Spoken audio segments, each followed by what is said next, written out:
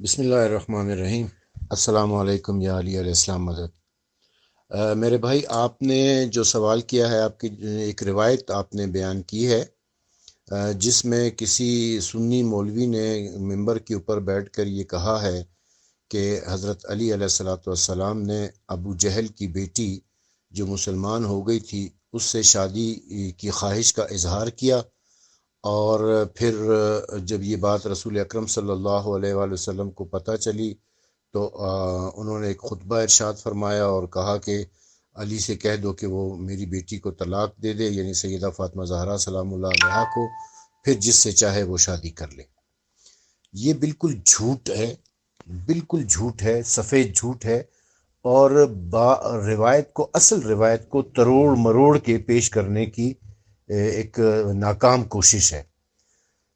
میں آپ کو یہ امام نسائی کی جو کتاب ہے خصائص علی، امام نسائی نے سنن الکبریٰ، اہل سنت کے امام ہیں، امام نسائی معروف ہیں، جب سب جانتے ہیں ان کو، ان کی جو کتاب ہے السنن الکبریٰ، اس میں ایک چیپٹر ہے، ایک باب ہے خصائص علی کا۔ اس خصائص علی کے چیپٹر میں انہوں نے 188 صحیح احادیث لکھی ہیں علی علیہ السلام کی فضیلت میں۔ اس کی شرح لاہور کے ایک قاری ظہور احمد فیضی جو اہل سنت کے عالم ہیں انہوں نے کی ہے۔ اس کی تصویر میں آپ کو بھجوا رہا ہوں، اور اصل روایت بھی میں آپ کو بھجوا رہا ہوں، آپ اسے پڑھیں اور پھر یہ دیکھیں کہ یہ جو سنی مولوی ہیں ان کے دلوں میں علی علیہ السلام کے لیے کتنا بغض اور عناد اور کینہ اور حسد ہے، اور یہ کس طریقے سے روایت کو تروڑ مروڑ کے پیش کرتے ہیں، اس طریقے سے کہ جس سے علی علیہ السلام کی تنقیص ہو سکے، علی علیہ السلام کے خلاف کوئی بات نکل سکے۔ اور یہ کوئی پہلا موقع نہیں ہے کہ یہ اس ایک میں، یہ ہمیشہ ان کی کوشش یہ ہوتی ہے کہ کتابوں کے اندر سے کوئی ایسی روایت، ضعیف سی روایت، کوئی جھوٹی موٹی، کوئی جعلی، کوئی گڑی ہوئی روایت لے آئے جس سے اہل بیت عظام میں سے کسی کی بھی توہین اور تنقیص ہو سکے۔ مثلا یہ کہ میری بیٹی فاطمہ بھی اگر چوری کرتی تو میں اس کا ہاتھ کاٹ دیتا۔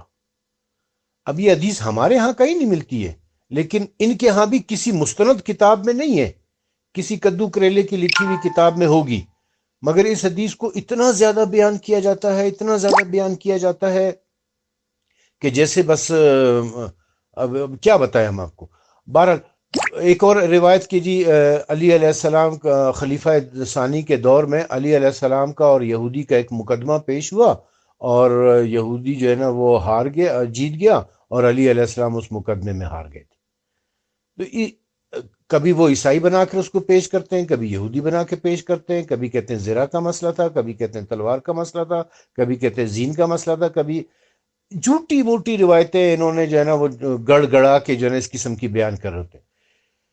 یہ جو روایت ہے، یہ اصل روایت میں نے ابھی آپ کے سامنے پیش کی ہے، اور اصل روایت یہ ہے کہ ابو جہل کے واصل جہنم ہو جانے کے بعد، ابو جہل جنگ بدر میں واصل جہنم ہو گیا تھا، اور اس کے کچھ عرصے کے بعد ابو جہل کی بیٹی اور ابو جہل کا باپ حشام، یہ دونوں مسلمان ہو گئے تھے۔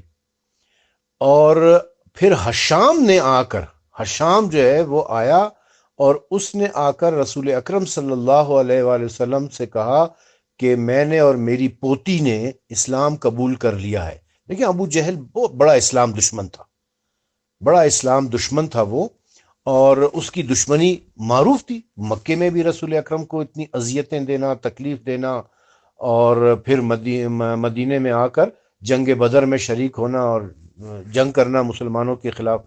تو اس کی اسلام دشمنی، رسول دشمنی کسی سے ڈھکی چھپی نہیں تھی۔ اب ابو جہل کے باپ کا اور ابو جہل کی بیٹی کا اسلام قبول کر لینا بہت بڑی بات تھی نا، اس معاشرے کے اندر بہت بڑی بات تھی کہ ابو جہل جیسے دشمن اسلام اور دشمن رسول کا باپ بھی مسلمان ہو گیا ہے اور بیٹی بھی مسلمان ہو گئی ہے۔ تو اس بڑے بات کو کیش کرانے کے لیے اس نے آ کر رسول اکرم صلی اللہ علیہ وآلہ وسلم سے یہ ریکویسٹ کی کہ میری پوتی کی خواہش یہ ہے کہ وہ علی علیہ السلام سے شادی کرے۔ اب اس پوتی کی خواہش کیوں تھی؟ اس کی وجہ یہ تھی کہ عرب میں بہادروں کے ساتھ، بہادر جوانوں کے ساتھ شادی کرنا باعث فخر ہوا کرتا تھا۔ وہ اس معاشرے کے اندر جس لڑکی کی شادی، جس خاتون کی شادی کسی بہادر آدمی کے ساتھ ہوتی تھی، وہ تمام خواتین کے اندر ایک پرومیننٹ حیثیت اختیار کر جاتی تھی۔ وہ ایک اس کی بڑی عزت ہوتی تھی کہ یہ فلاں بہادر کی بیوی ہے۔ اب علی علیہ السلام نے جنگ بدر میں جو بہادری کے جوہر دکھائے ہیں، یعنی آپ کو پتا ہوگا کہ جنگ بدر میں 70 کفار واصل جہنم ہوئے تھے، جس میں سے 34 علی علیہ السلام کی تلوار سے مارے گئے تھے۔ جنگ احد میں سارے مسلمان بھاگ گئے تھے، علی علیہ السلام ڈٹ کر مقابلہ کر رہے تھے اور رسول اکرم صلی اللہ علیہ وسلم کی حفاظت کر رہے تھے۔ جنگ خندق میں عمر ابن عبدود کے مقابلے میں کوئی جانے کے لیے تیار نہیں ہو رہا تھا، علی علیہ السلام گئے اور اس کا سر کاٹ کے لے آئے تھے۔ جنگ خیبر میں 39 دن تک بڑے سے بڑے گروہ گھنٹال گئے اور شکست کھا کے واپس آئے، علی علیہ السلام گئے اور خیبر کا قلعہ فتح کر لیا۔ تو پورے عرب کے اندر جو نا علی علیہ السلام کی ایک شہرت تھی کہ اس سے زیادہ بہادر، اس سے زیادہ جری، اس سے زیادہ جیدار، اس سے زیادہ مرد کوئی ہے ہی نہیں۔ تو ہر عورت کی خواہش تھی، یہ نہیں کہ صرف ابو جہل کی بیٹی کی خواہش تھی، ہر عورت کی خواہش تھی کہ وہ علی علیہ السلام کے ساتھ شادی کرے اور یہ فخریہ دنیا میں بیان کرے کہ دیکھو میں عرب کے سب سے بہادر کی بیوی ہوں۔ ایک اور بھی میں آپ کو بتا دوں کہ حضرت جعفر طیار رضی اللہ تعالیٰ عنہ جب جنگ موتا میں شہید ہو گئے تھے، تو ان کی جو بیوہ تھیں حضرت اسما بنت امیس رضی اللہ تعالیٰ عنہ، جو کہ حضرت میمونہ ام المومنین حضرت میمونہ رضی اللہ تعالیٰ عنہ کی یا ام المومنین حضرت ام سلمہ رضی اللہ تعالیٰ عنہ کی چھوٹی بہن تھی۔ تو وہ دیکھیں رسول اکرم صلی اللہ علیہ وسلم کا طریقہ کار یہ تھا کہ جب بھی کوئی خاتون بیوہ ہو جاتی تھی یا مطلقہ ہو جاتی تھی تو آپ عدت کی مدت پوری ہونے کے بعد اس کا نکاح کروا دیتے تھے، تاکہ وہ عورت بغیر شوہر کے نہ رہے اور وہ بہراروی کا شکار نہ ہو، معاشرہ بہراروی کا شکار نہ ہو۔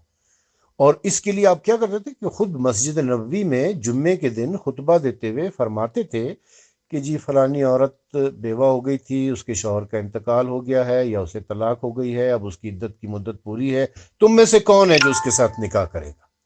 تو لوگ خواہش کا اظہار کرتے، میں کروں گا اس طریقے سے۔ تو رسول اکرم دیکھتے تھے کہ اس کے لیے مناسب رشتہ کون سا ہے اور اس کا نکاح پڑھوا دیا کرتے تھے۔ تو جب اسما بنت امیس کی عدت کی مدت پوری ہو گئی تو رسول اکرم صلی اللہ علیہ وسلم نے اس خواہش کا اظہار کیا اسما بنت امیس سے کہ میں تمہارا نکاح کروا دیتا ہوں کسی کے ساتھ۔ تو اسما بنت امیس نے خود فرمایا کہ کتنا اچھا ہو کہ بڑی بہن بڑے بھائی کے گھر میں اور چھوٹی بہن چھوٹے بھائی کے گھر میں ہو۔ اس بات سے ان کا اشارہ یہ تھا کہ میری بڑی بہن آپ صلی اللہ علیہ وسلم کی زوجہ ہے، ام المومنین ہے، تو کتنا اچھا ہو کہ چھوٹی بہن یعنی میری شادی چھوٹے بھائی یعنی علی علیہ السلام کے ساتھ ہو جائے۔ اس پر رسول اکرم صلی اللہ علیہ وسلم نے کیا فرمایا کہ سیدہ کے اوپر سوکن نہیں لائی جا سکتی۔ ایک اصولی بات انہوں نے کر دی تھی کہ سیدہ کے اوپر سوکن نہیں لائی جا سکتی ہے، اور یہ آج تک کے لیے اور قیامت تک کے لیے آپ نے قانون بنا دیا، ایک اصول دے دیا کہ جس کے گھر میں سیدہ ہوگی اس کے اوپر سوکن نہیں لائی جا سکتی ہے۔ تو ان کی شادی علی علیہ السلام سے انہوں نے نہیں کی۔ اسی خواہش کو مد نظر رکھتے ہوئے حشام نے، جو کہ ابو جہل کا باپ تھا، اپنی پوتی کی خواہش پر، یعنی ابو جہل کی بیٹی کی خواہش تھی کہ میری شادی علی جیسے بہادر کے ساتھ ہو جائے، اس نے اپنے دادا سے کہا حشام سے کہ آپ رسول اکرم صلی اللہ علیہ وسلم سے جا کر بات کریں۔ دیکھیں شادی علی علیہ السلام سے کرنا چاہتے تھے تو علی علیہ السلام سے آ کے بات کرتے، لیکن علی سے بات نہیں کی، کیونکہ جانتے تھے کہ علی علیہ السلام کا اختیار رسول اکرم صلی اللہ علیہ وسلم کے پاس ہے۔ تو حشام جو ہے وہ آپ روایت پڑھ کے دیکھیں، اس کے الفاظ پر غور کریں. حشام خود ہے ابو جہل کا باپ، رسول اکرم کے پاس آیا ہے اور آ کر کہا ہے کہ ابو جہل کی بیٹی کی یہ خواہش ہے کہ وہ علی علیہ السلام سے شادی کر لے. اس پر رسول اکرم نے اس کو خطبہ دیتے ہوئے کہا، اس پر خطبہ دیا اور کہا کہ فاطمہ میرے جگر کا ٹکڑا ہے، اس کے اوپر سوکن آئے گی تو اس کو اذیت ہوگی، اور جو اس کو اذیت دیتا ہے وہ مجھے اذیت دیتا ہے. تو یہ بات کچھ اور ہے، اس کو بنا کر کچھ اور پیش کرتے ہیں. ابو جہل کی بیٹی کی خواہش تھی کہ میں علی سے شادی کروں، ابو جہل کے باپ کی خواہش تھی کہ اس کی پوتی علی سے شادی کرے، اور وہ آیا تھا رسول اللہ کے پاس. نہ کہ علی علیہ السلام گئے ہیں ابو جہل کی بیٹی کے پاس، یا علی علیہ السلام نے اس خواہش کا اظہار کیا ہے، یا اب علی علیہ السلام گئے ہیں ابو جہل کے باپ کے پاس اور اس خواہش کا اظہار کیا ہے، یا علی علیہ السلام گئے ہیں رسول اللہ کے پاس کہ میں ابو جہل کی بیٹی سے شادی کرنا چاہتا ہوں. لیکن یہ لوگ بات کو کچھ سے کچھ بنا کر پیش کرتے ہیں. یہ ان کے دلوں کا بغض اور عناد اور کینہ اور حسد ہے علی علیہ السلام سے، جس کو یہ الفاظ کے ہیر پھیر میں ظاہر کر رہے ہوتے ہیں. اصل روایت آپ پڑھ کے دیکھیں کہ اصل روایت میں کیا لکھا ہوا ہے کہ ابو جہل کی بیٹی نے خواہش کی اور اس کا دادا یعنی ابو جہل کا باپ حشام رسول اللہ کے پاس آیا اور کہا کہ جی میری پوتی جو ہے وہ علی سے شادی کرنا چاہتی ہے. کیوں کہ علی بہادر ہے، علی جری ہے، علی مرد میدان ہے، علی حیدر کرار ہے، علی غیر فرار ہے. اور ہر عورت کی خواہش ہوتی تھی کہ وہ ایسے بہادر کے ساتھ شادی کرے. پھر علی کا حسن بھی ایک حسن تھا، علی کی جوانی بھی جوانی تھی، 25 26 27 سال کی ان کی عمر تھی. وہ حسن تھا ان کا کہ دیکھنے والا دیکھتا رہ جاتا تھا. بہادری اپنی جگہ پر ہے، علم اپنی جگہ پر ہے. تو اتنی ساری کوالٹیز تھی، تو ہر عورت کی خواہش ہی ہوتی تھی کہ وہ ان سے شادی کرے. یہ ایک دو نہیں، ایسے کئی ایک واقعات ہیں. لیکن اس کو اٹھا کے جو ہے نا وہ بات کو تروڑ مروڑ کے پیش کرنا اور اس طرح ظاہر کرنا کہ جیسے علی علیہ السلام نے یہ خواہش کی ہو، یہ انتہائی خیانت ہے، علمی خیانت ہے. یہ دھوکہ دینے والی لوگوں کو بات ہے.